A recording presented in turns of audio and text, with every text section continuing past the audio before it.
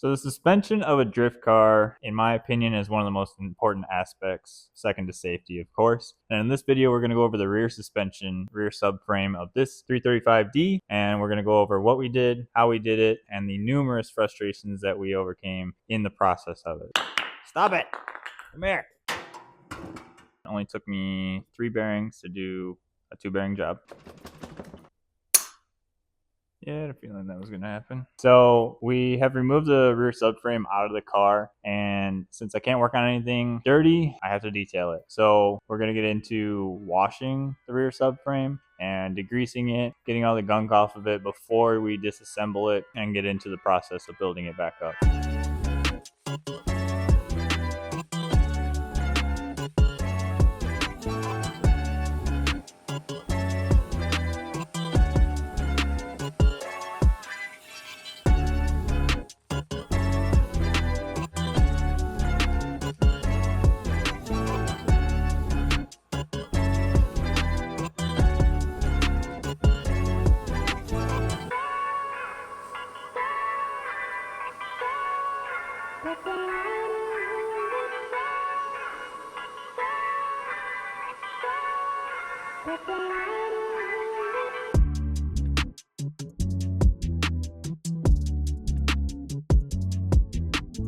So next we're going to get into disassembling the rear subframe and suspension, getting all these old parts off of it, removing everything that we're not going to need, and keeping around obviously the stuff that's going to go on to the new Wisefab rear suspension. We're going to remove all of the control arms, the brakes, the knuckles. We're not going to need these stock knuckles or these uprights. We're not going to need the wheel bearings. We're not using any of that. The factory e-brake stuff can go. We need the rotors and the caliper. We need the rear axle out of this on both sides. And then we need the subframe itself. And of course, things break when you're getting into there. So actually both hard lines, even though this is a relatively rust-free car, broke when we were removing this. So we're going to have to redo the factory hard lines for the brakes as well. And we're going to remove the diff. We're not going to use this specific diff. We're going to go to a better gear ratio diff. So we're going to be removing this differential and getting the subframe stripped down and get everything off of it, including the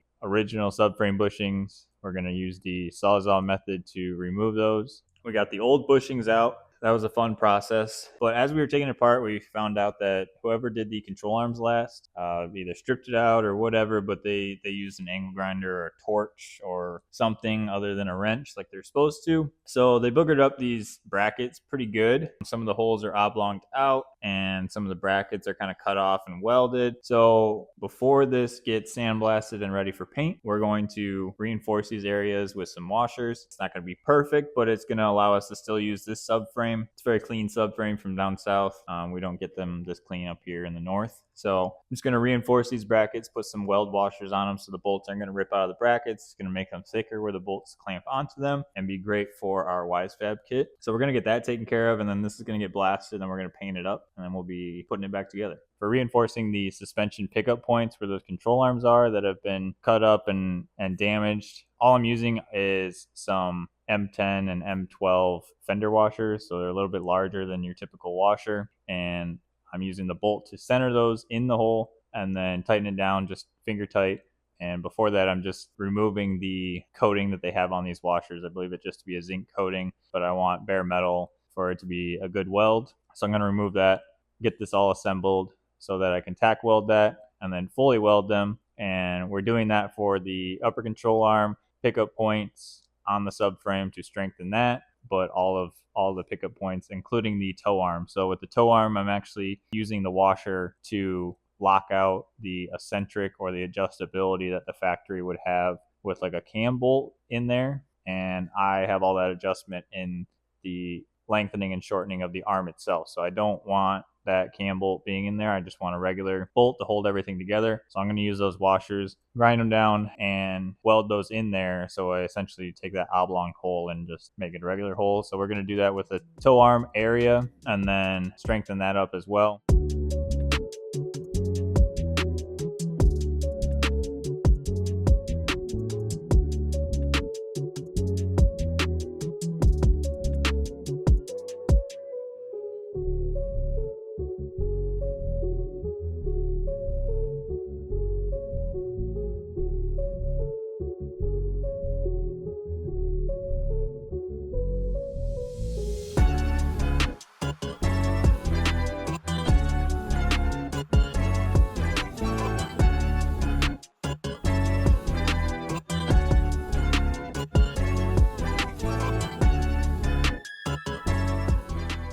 So once we get everything off of it, we're sending it off to get sandblasted. We want to knock off all of this factory paint so that when we put our paint on top of it, specifically a paint that we can weld through, we're not going to be compromising that with the factory paint underneath. It was in decent shape, but we're going to do some welding to the subframe. So we want all that taken off so that our paint can be the fresh paint on bare metal. So we're going to get that sandblasted. Like I said, we're using a weld through paint. This is a stainless steel based paint. This allows you to not have to grind the paint off to add to it or weld anything to it. And the main reason I did this is if I want to add anything later on, whether that be brake line brackets or different brackets, or if I want to change the control arm brackets, there's a couple of aftermarket options for further changing where these pickup points are. I want to be able to do that without having to worry about getting regular latex paint or oil-based paint off of the subframe before I have to do that. This, I can just slap that bracket on there and go weld to it, and it doesn't compromise the weld. So we're using a stainless steel based black paint, and that's what gives us the finish that we want. We got a couple of coats on there to make sure that we covered everything that got sandblasted. We don't want this thing surface rusting at all either. And we did that before we do any more reassembly or putting any bushings in.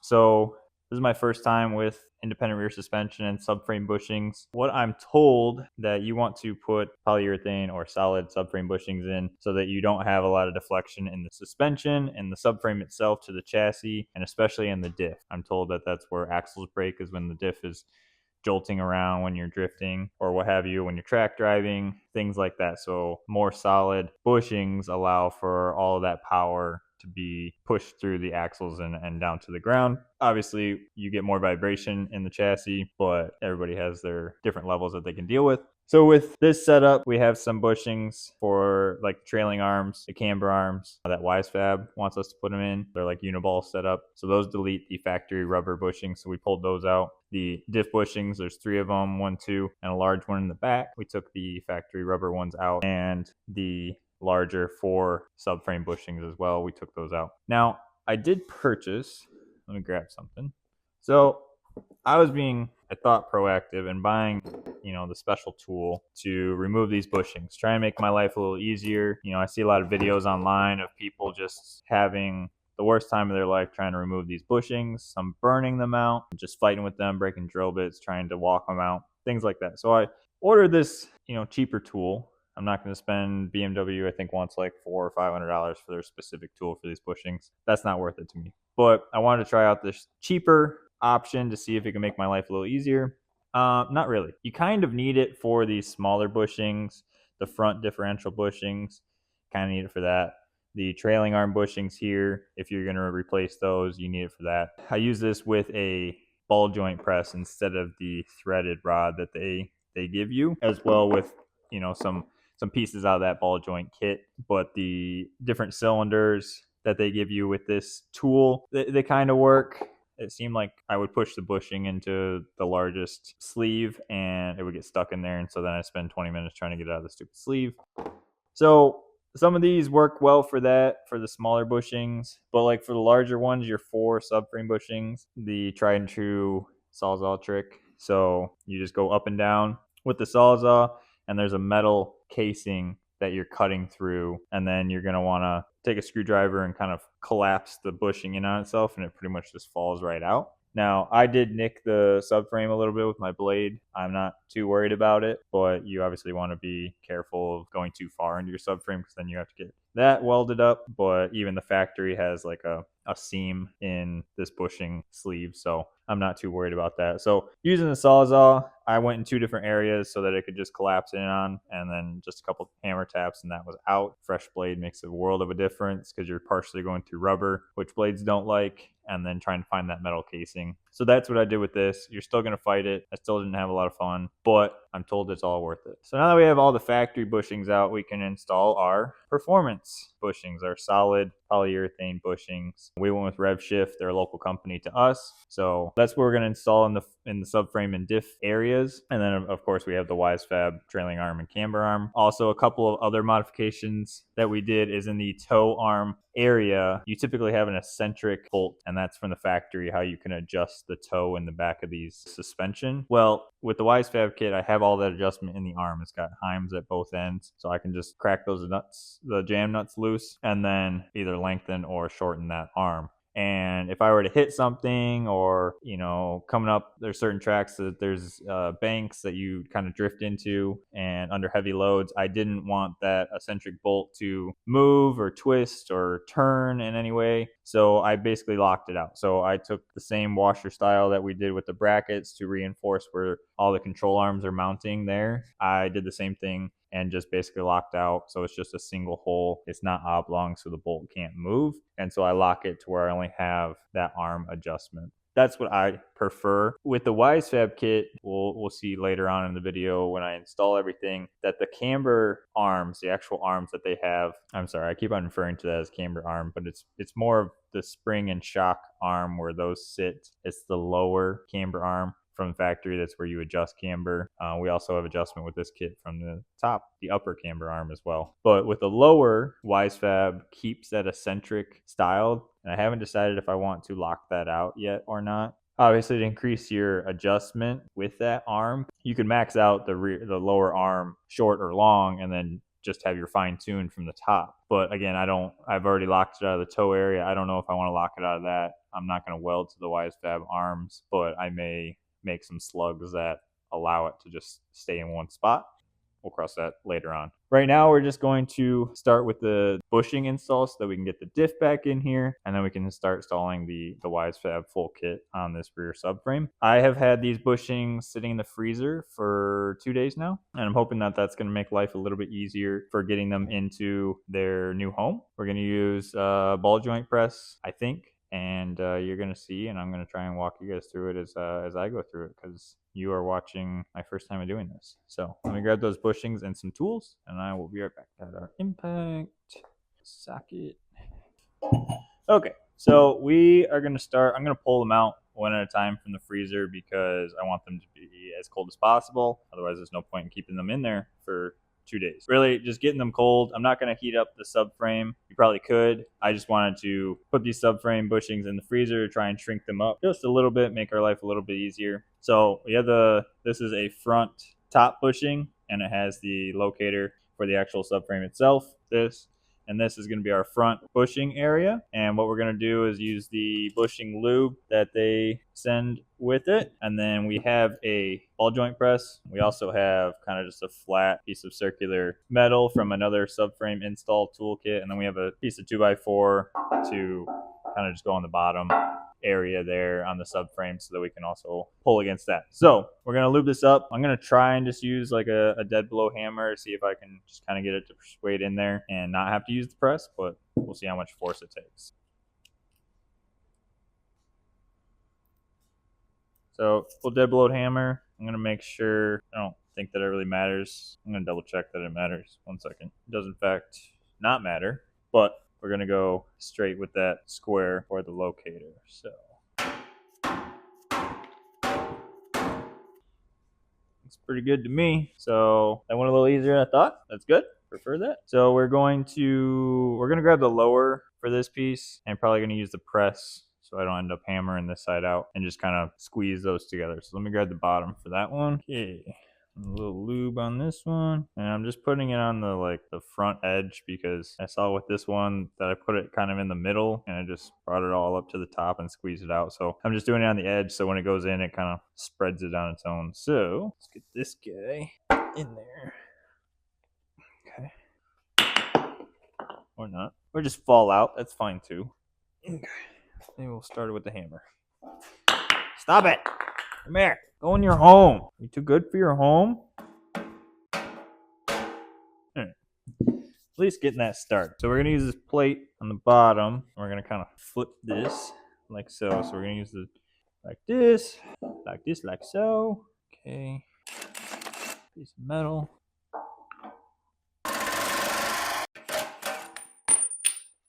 I don't like this one. It doesn't like me. Let's flip this over. I'm I'm just gonna use the hammer.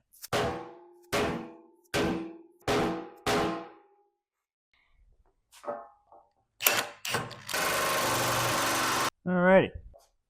I will admit that that kind of dented up my one subframe bushing. Okay, so now we're gonna try this guy. Okay, this is very cold. Well, that was easy. Well, that one just slid right in. Probably gonna have to flip this over again, but we'll try.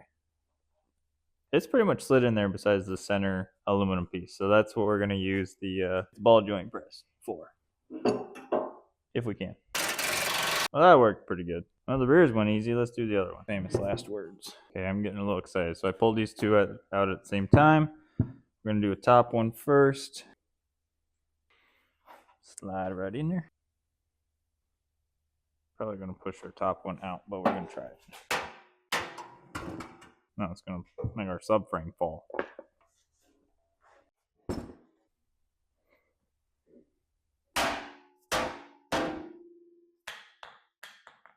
Okay.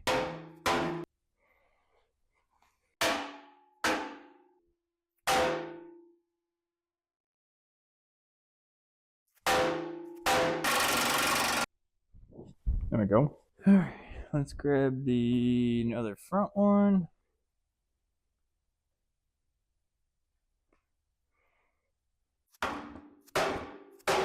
I know that we gotta flip this thing over again.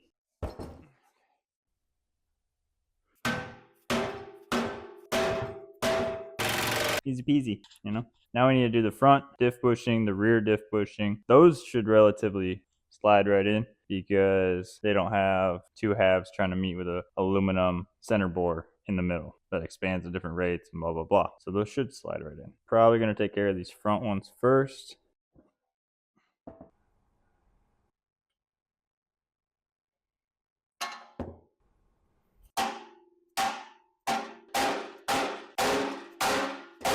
Beautiful.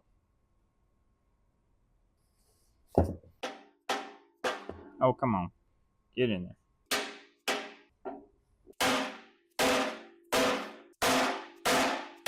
Okay. Do this other front one.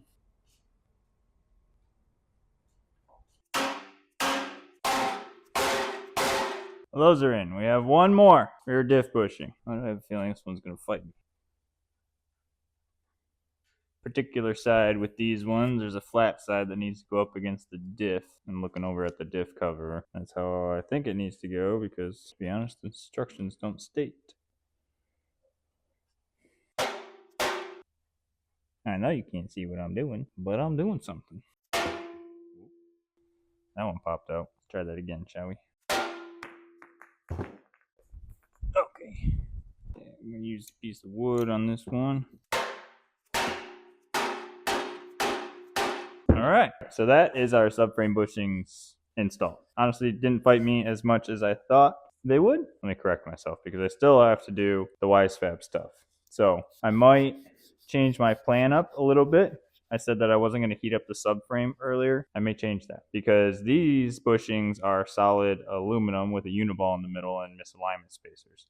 And I'm really hoping, well, they are really cold, and I'm hoping that if I heat this up, this paint can withstand 400 degrees, I'm told. And so if I heat these up, ideally, they just slide right in. Ideally. We're going to test that theory. Okay, so we have the uniball for Wisefab trailing arm, and there aren't very good instructions on this, so we're going to figure it out. So hopefully I can mess it up and you won't have to. But I'm just trying to figure out the clearance on both sides, like how far they want this pushed into here. And it looks like there's a chamfer on both sides, and then you got a flat spot, then this weird groove, and then flat spot, weird groove, flat spot. I believe they just want these little chamfers being on the outside. So that's great. We're gonna heat this up, and I'm really hoping that just slides right in. Okay, paint started bubbling, so that's where we're gonna call it. Slide you in. No. All right. I have a socket that pushes on the outside of this bushing, not on the misalignment, not on the bushing, or on the uniball. So we're going to use this, give it a little persuasion. I don't really like that I'm hammering on a Wisefab thing. I want to pull out these misalignment spacers. Probably should have done that beforehand. one. Okay, so with that, I can use this piece of wood and this guy and my ball joint press, I hope.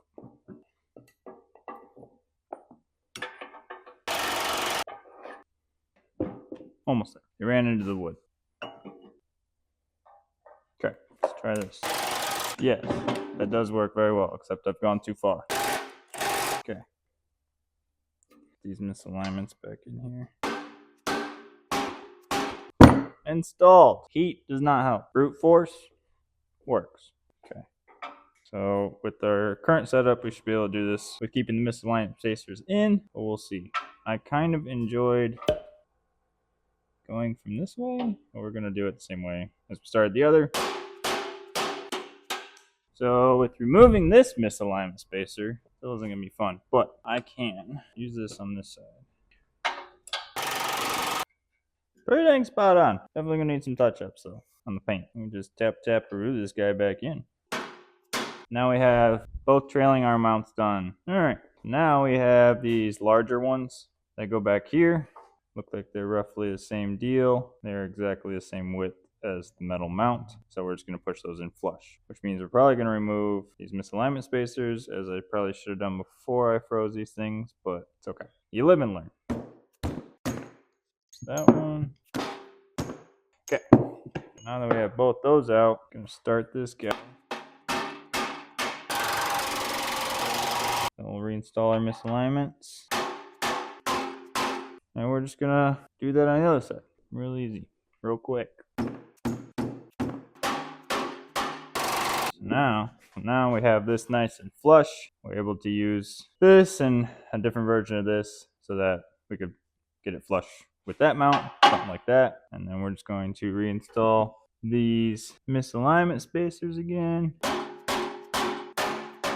All right, so this is our more colorful subframe now with our subframe and diff bushings along with our control arm bushings from the Wisefab kit. There were no instructions on where to put these bushings. Looks like this is where they want them. We're flush in the rear and then pretty much flush in the front, and that should be right where we want them. So not too hard with a ball joint press and hammer. I did freeze them. It definitely helped with the smaller bushings for the diff. Subframe bushings, I would probably try and get the aluminum core out, not freeze it with them. Made it a little bit harder, but still went in. Not a bad job. So we got this together. So next we're going to actually put stuff back onto this. So we have the new to me welded rear diff, put a new coat of paint on it, made it look pretty as it's going to go into this. And then we have the Wisefab going on. So we have our original 335D axles. We're going to have their drop knuckles, new wheel bearings, and hubs, along with Wisefab control arms. We're going to install all that next and get this fully dressed so that we can put it back into the rear of the car and move on to the next thing.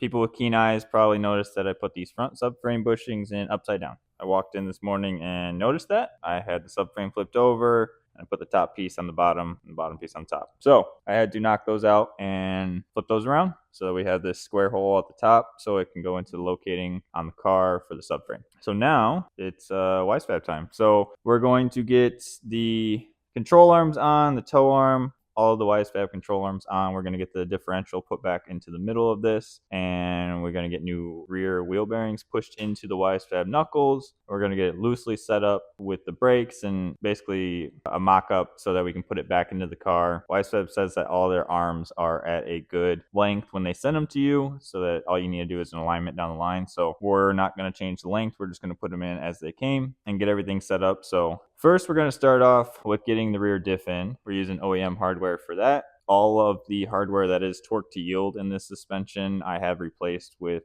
non-torque to yield bolts. Plus, with the reinforcements on some of these brackets, the OEM bolts weren't long enough, adding about roughly 1/4 inch to the length on most of these bolt requirements. So we have a lot of newer bolts for those so that we can take them apart and tighten them without having to worry about them stretching like the factory bolts do. So we're going to get the rear diff put in and go from there.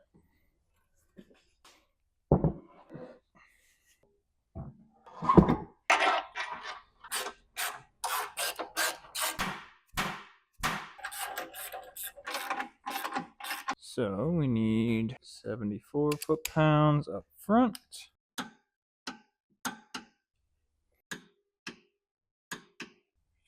We need 122 in the rear. Alrighty, diff installed.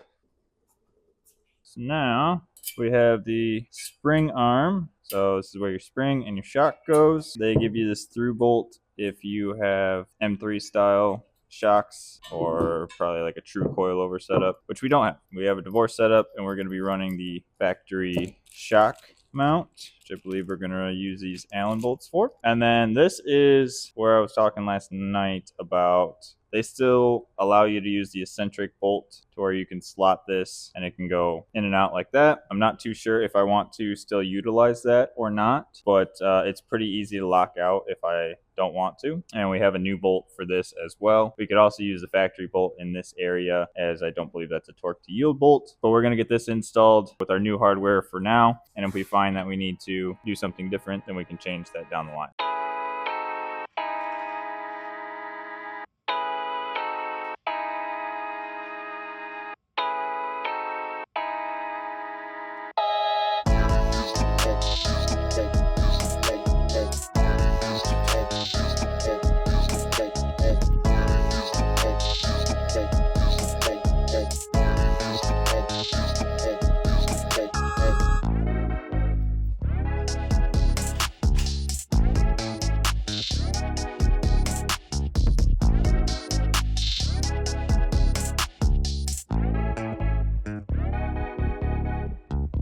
Before I put this on, I wanted to talk about a couple things. So this, as we talked in our unboxing video, this is a drop knuckle. So where the axle and the wheel bearing and your wheel attaches to is physically higher in this knuckle. Now, what that does, and the reason I went with this kit, is because that makes your geometry pickup points better. It's going to lower those down. So when you lower a vehicle, specifically an E90, and you have your control arms, whatever those may be, a trailing arm, specifically your camber and tow arm here in the back, if their pivot point is here, say it's here, it's level, stock at ride height, and then you're going to lower it, so you're bringing your wheel up higher in the wheel arch, so you're going to have that pickup point of the control arm on the subframe is going to be physically lower because your knuckle went up. So now, if that had a certain arch at stock ride height, and so you had a nice curve to it, but at that curve, it gets more dramatic at the top. So now that you've lowered this pickup point down because you brought your tire up.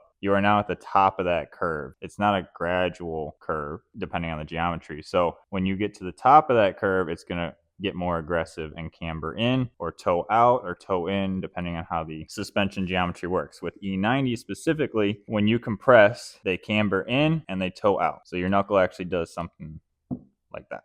So it's not great for drifting because toe out, you lose forward grip. And then when you camber, you don't have great contact patch with the ground. So you're losing grip. So why they call these grip kits is because you're increasing the grip by improving the geometry of the suspension. So with this drop knuckle, you're able to get your control arm pickup points closer to factory ride height. And also Wisefab changes around, to my understanding, a couple other things. Again, I paid pretty close to full retail for this. I got a Black Friday deal. So I'm not sponsored, but the reason I went with this kit is to be able to have the adjustability. With the factory setup, even with adjustable arms, you're still limited in what you can do. So with this, you're not really limited. You have as much adjustability as is possible with this suspension kit. You also have dual caliper setup if you're running a hydro. So why most people don't run this kit is it's expensive. It's anywhere, depending on what kind of deal you get, you're spending between $2,000 and $3,000 on a rear suspension setup. Now, I'm grateful to be able to have that opportunity, but this is also, there's not a lot of instruction on this kit. This Wisefab are typically sold to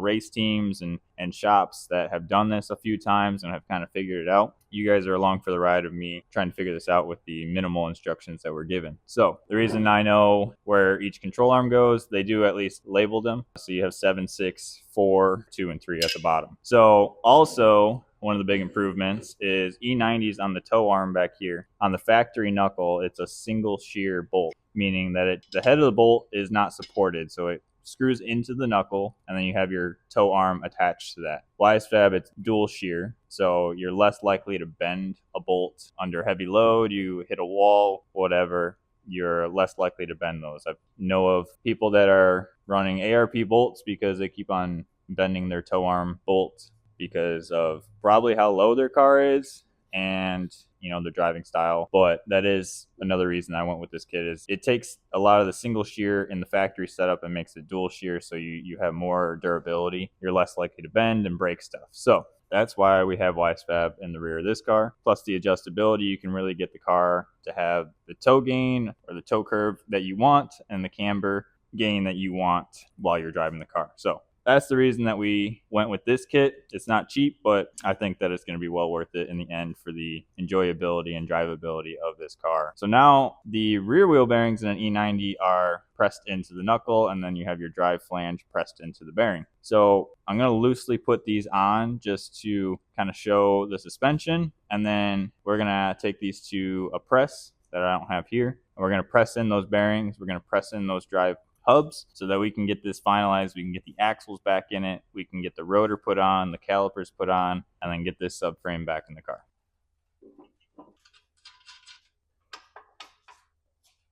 And I just need to loosen these jam nuts because they don't want to go in at the current angles that they're at.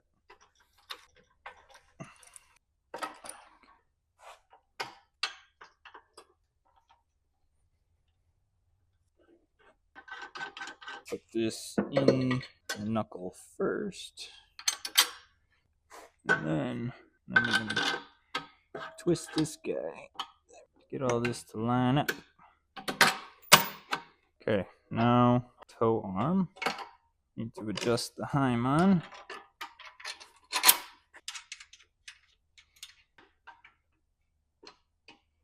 All right, so we have the knuckle kind of loosely put in here, and we can cycle it through and just see how that is going through its travel. Kind of see the camber change with it and the toe change. And of course we can customize all that. Something I also wanted to point out in the beginning is with this kit you can change your anti-squat. So this number 7 control arm has a couple of different provisions if you want less or more anti-squat, and that's going to also change your grip. If you want the car to squat when you get on throttle, you're going to lose a little bit less grip because that power is going into compressing the suspension, whereas more anti-squat, it's going to put the wheels going to want to go underneath the car essentially, and so that power is going to go more to the ground. That also depends on horsepower and your different preferences for what you want your car to do. But this kit is nice, so you have different adjustability on the knuckle side to be able to adjust that, and then your length side on that control arm as well. And then also with the toe arm in the back, big on the toe arm, you have adjustment in the knuckle as well to move that up or down, so you can change that curve for toe gain as well. So lots of adjustability with this kit. So we loosely put this on, we're going to pull it off. We're going to go get these wheel bearings pressed in, and then when we get these back, we're going to be putting the rotor and, again, everything back together. We're going to put the shock in here and the spring in here so that when we put it up into the car, it's pretty much ready to go. So let this be just like a public service announcement to help you save some money. It took me 3 bearings to do a 2 bearing job, and what I mean by that is when I was installing the first bearing, you have to push it into the knuckle with a press, and then you have to press in the drive flange that your rotor attaches to and your axle goes into. And when I was pushing the first bearing into that knuckle, I pushed on the wrong area. You're supposed to be pushing on the outside race. There's not much of that race there, so you need very specific piece of metal or tool to push on that, and I didn't have that. So I was trying to use what I had around, and I ended up pushing on the dust shield, and it put a rough spot in the bearing, so that bearing got ruined. I had to go back the next day. I found a bearing locally. It's not my preferred manufacturer, but it will do. And so we were able to swap that out, and we were able to actually save the new drive flange as well, because I had already pushed that in to the failed bearing, trying to see if I could save it. I couldn't. So we were able to get the race. Anybody who's pushed BMW or Focus STs are the same. Many other companies that have the drive flange pushed into the bearing, when you push it out, it pulls one of the races out. So we were able to get that off, save the brand new flange, get the bearing together. And so shout out to my dad for coming in when I needed him, and we were pressing this in at his shop, and he quickly whipped up on the lathe the perfectly sized piece of metal so that I could push the bearings in correctly and not have to ruin any more bearings to install those. So thanks, Dad, and thanks, Jensen, for your help with that as well. All right, so we have our knuckles back, and it only took me 3 bearings to do a 2 bearing job. We have these pressed in, So now we can reassemble everything. We can put the axles in. We have the original 335D axles going into this. So we're going to install those, get it tightened down, and then we're going to be working on getting the brakes together and some ABS wiring. We are running the ABS sensors in these knuckles, which they have provisions for. So we're going to be setting that up. So let's get this back together.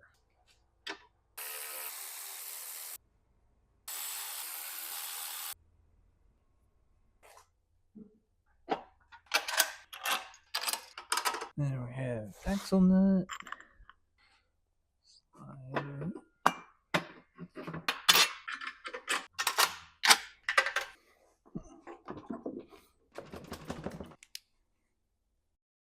All right, so I got everything together, got the knuckles on, got the axles in. I had trouble with this driver's side axle going into the drive flange. My bearing was not seated properly, so I got that taken care of, but I had to take this back apart. So it's about the third or fourth time it's together, but it's together. So now I got the axle nut started on there. We have the axle, all the Wisefab, and the knuckles. So now we're going to be putting the rotor on, and then we're going to be using dual calipers, but we're going to use 2 pairs of 335 or 330, the larger brake size calipers, and one will be for the original foot brake, and then one will be hooked up to the hydraulic handbrake as well. We're going to get the rotor on, get that cleaned up a little bit because we're running the rotor that came off of this. We're going to put those back on. They're in good shape. We're going to get some calipers fitted as well. They won't have brake pads in them right now, but we'll get those figured out later. We're going to get the ABS sensor in these knuckles as well, as I mentioned before. Once we have the rotor all hooked up, the brakes on, we'll hook up a couple more sensors, and then we'll be putting this into the car. So we have our rotors drilled, slotted. I think these are like power stops. They were on the car when I bought it, so they're in good shape. They look actually relatively new. Got a little surface rust on them from when I was cleaning the subframe and using some acid to get the brake dust off. So really all I care is that this back surface is clean, so it sits flat onto the new wheel hub. So we're going to clean that up, give her a good wipe down, and then we'll get these attached. Nothing too special. We're just using some red Scotch-Brite. We're going to clean up what little crud is on here. Make sure the center bore is clean. Some brake clean. Give them a good wipe down. Got our little centering bolts for our rotors. So now let's grab the calipers. So we have the bleeder screw here, and you want that up top so you can actually bleed the air out of these. So the Wisefab knuckle has a provision to put a caliper here and a caliper here. Now I could probably look at pictures as to where the factory ones went, or look at my wife's car. But the factory bracket to hold the brake line, which we're going to replace those. But either way, to hold that is on this side. So I'm thinking that we want the factory foot brake here, and then we can put the handbrake one up top. So in that case, we are going to be putting them on like so. We want this bleeder on top, so this will go on this side. Maybe. We are running into a problem where the caliper on this rotor with the Wisefab knuckle, there's probably a 3/8 gap between the surface of which it's supposed to clamp against and where this caliper actually is. I mean, it's not a huge deal. They already put a spacer in here, but I'm going to need to add to that if I want to use these calipers, because I don't want to use like M3 Brembos or anything. I'd rather just use these. These are easier to get at the parts store if something were to go wrong. They're cheaper. The factory brake line is, now this is at full droop, but still the factory brake line is hitting the control arm there. It's going to be same problem over here. So I need a 3/8 spacer added on to all of their spacers so that I can run these calipers. And then I'm going to need longer bolts. So we need to figure that out. But now, for now, let's jump around. So we're going to put my stud conversion in, because I can do that. I know that. Alright. We have 90mm studs for the rear. We want to use some slide-on spacers. We can. A little red Loctite on the threads going into the drive flange, because we don't want these coming out unless we really want them to.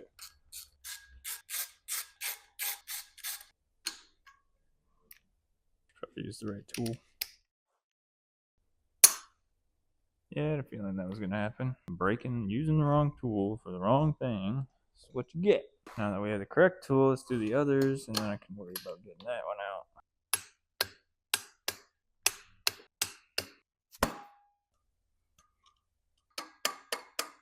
It's not out yet.